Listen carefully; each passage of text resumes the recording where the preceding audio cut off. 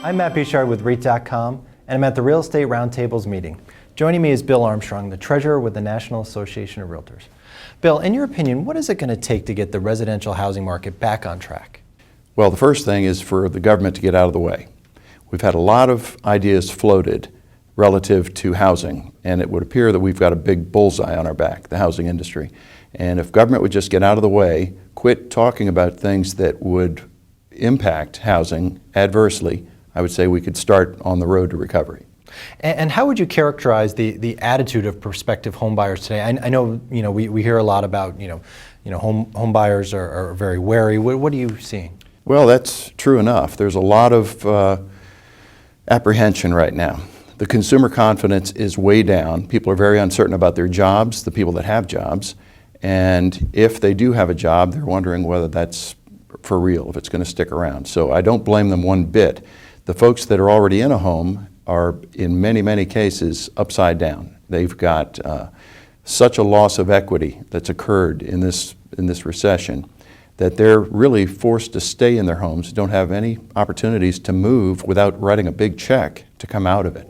And if they do have some equity left in their home, they're in a great position to be a buyer in this market. It's a tremendous market to be a buyer. And how about the financing for home purchases? Has that started to stabilize a bit?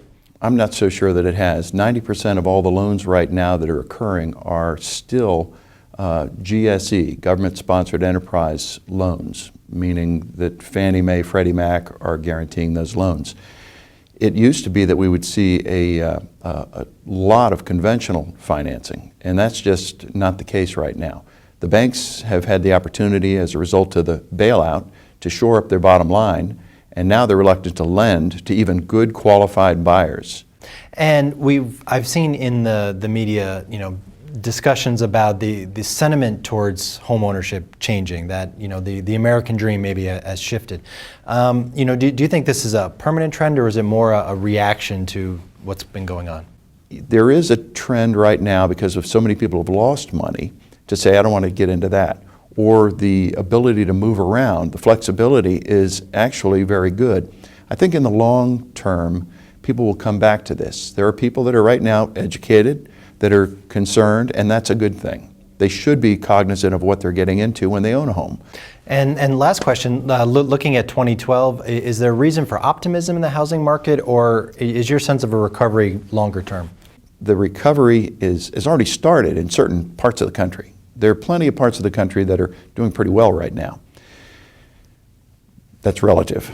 But there are also plenty of places that are still definitely suffering, or have just started into this a little later. Some parts of the Midwest didn't experience job loss because they don't have the same environment that major cities, manufacturing, shipping, transportation, all the different sectors, if they were less impacted, it took them longer to get into this. Well, thank you very much for joining us today. Thanks very much for having me. For more on this and other news and analysis, be sure to visit REIT.com.